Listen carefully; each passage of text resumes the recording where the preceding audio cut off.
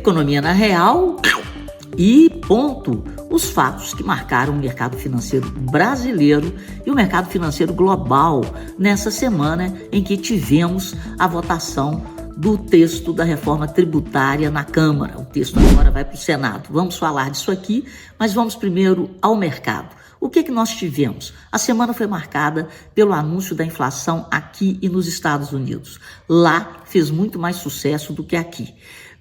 Esperava-se um crescimento de 0,1% da inflação em junho em relação a maio e o índice veio em menos 0,1%. Com isso, a inflação anualizada caiu de 3,3% para 3,1%. E a taxa de desemprego ficou em 4,1%. Na hora que esse número foi anunciado, de novo, houve uma quase certeza de que existe uma janela para o corte de juros nos Estados Unidos. E o mercado global precificou isso. As bolsas subiram em nível global, o dólar perdeu força em relação às principais moedas do mundo. Aqui no Brasil ele não perdeu mais força porque ele anda pressionado pela desconfiança em relação ao fiscal e ainda pela sucessão de Roberto Campos Neto do Banco Central. Nós tivemos uma bolsa subindo 10 pregões consecutivos com o fechamento de sexta-feira e voltando para muito perto da casa dos 129 mil pontos. No primeiro momento, essa bolsa foi impulsionada pelas commodities, já que o dólar disparou. Chegamos a ver o dólar na semana passada a 5,70 e ele fechou na faixa de 5,43, é um dólar muito alto.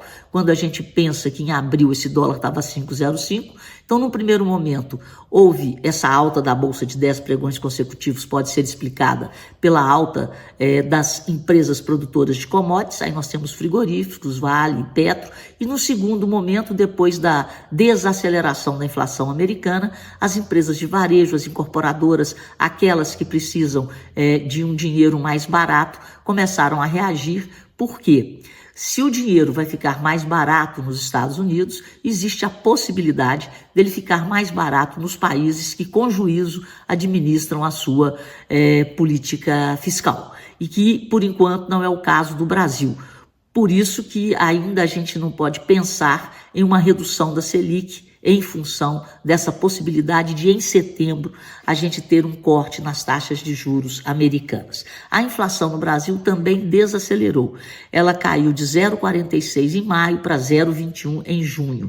E, de novo, o grupo Alimentos e Bebidas foi o principal vilão dessa alta média de 0,21% nos preços. Tivemos alta da batata inglesa, tivemos alta do leite, tivemos alta do arroz. E aí, de 0,21 dessa inflação, 0,10 veio desse grupo. O outro número da semana aqui no Brasil foi o das vendas ao varejo, um crescimento de 1,2%. O consumo das famílias, com a queda do desemprego e com o aumento real do salário médio recebido pelos brasileiros, né? O que a gente está enxergando? A gente está vendo que o consumo está aumentando.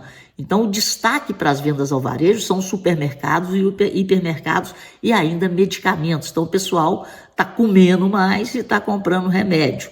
E o desempenho é tão bom, só para vocês terem uma ideia, no acumulado desse ano, as vendas ao varejo cresceram 5,6%.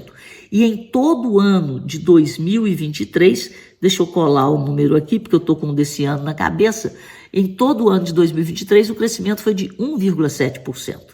Então, realmente, as vendas ao varejo estão arrebentando, movidas pelo consumo das famílias. Repito, o crescimento da economia brasileira está sendo movido pelo consumo e não tanto pelo investimento. Tivemos também os dados do setor de serviços.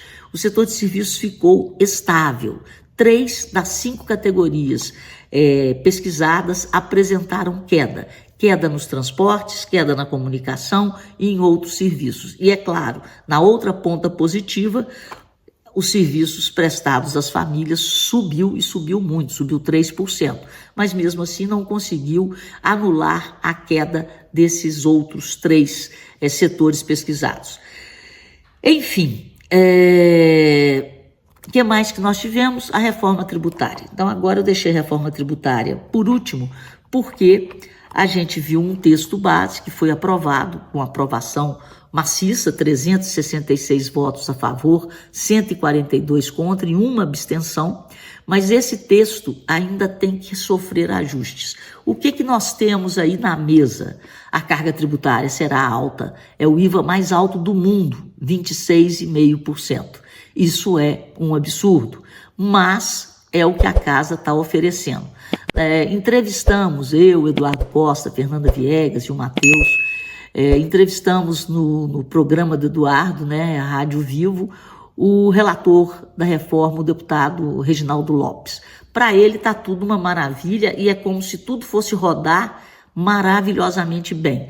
Eu tenho as minhas dúvidas porque esse texto vai para o Senado e é necessário ajustes, mas não são poucos não, para que essa carga fique, essa trava de 26,5 seja respeitada, porque por enquanto ainda está faltando achar onde tributar mais para compensar o que foi isentado. Mas vamos lá, eu, na minha opinião, achei a reforma justa, porque são impostos que incidem sobre o consumo e os mais vulneráveis, os de menor renda, eles foram poupados e a cesta básica foi ampliada.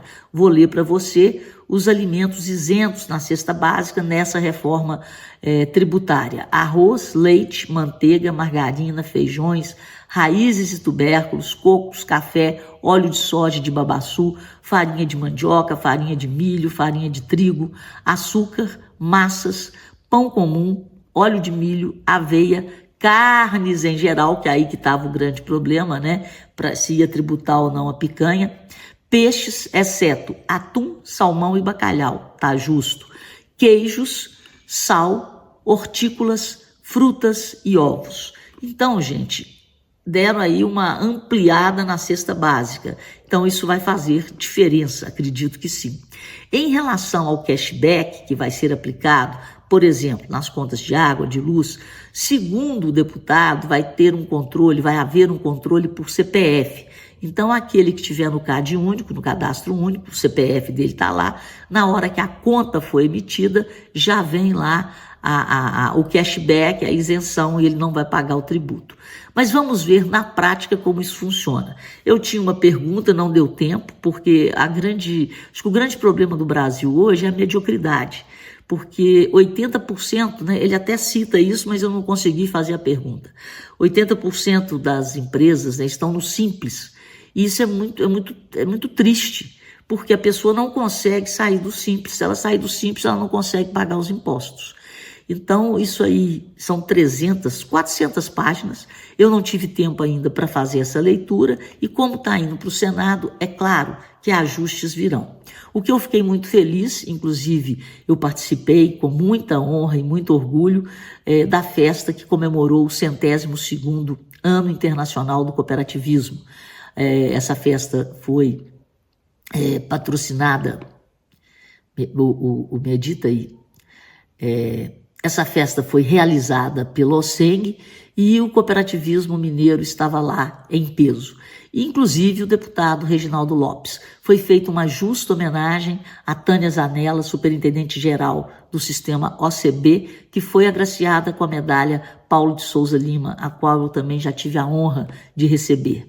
A Tânia é uma batalhadora e nos últimos dias ela batalhou demais, mas demais mesmo, juntamente com todo mundo ligado ao cooperativismo, mas sob a batuta dela, para a preservação do ato cooperativo na reforma tributária.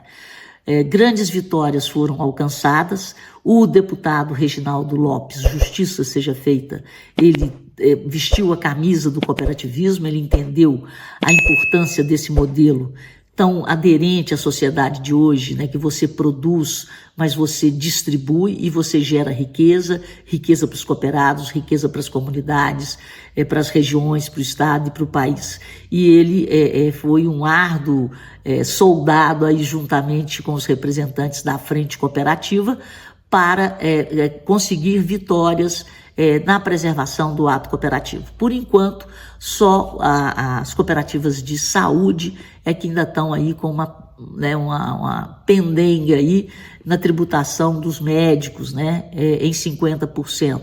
Mas o texto vai para o Senado e a luta continua. Mas, enfim, Dito tudo isso, eu queria dizer para vocês que, claro, que nós vamos tocar muito ainda na reforma tributária. Na entrevista, o deputado ficou, é claro, ele está todo empolgado, entusiasmado, ele falava muito, e muita coisa do que ele falou eu acho que não ficou muito bem esclarecida, mas com o tempo, né, nós vamos chegar lá e as coisas vão brotar, mas vamos esperar o texto ser trabalhado pelo Senado e a gente vai pontuando e vai falando sobre a reforma tributária. Fico por aqui.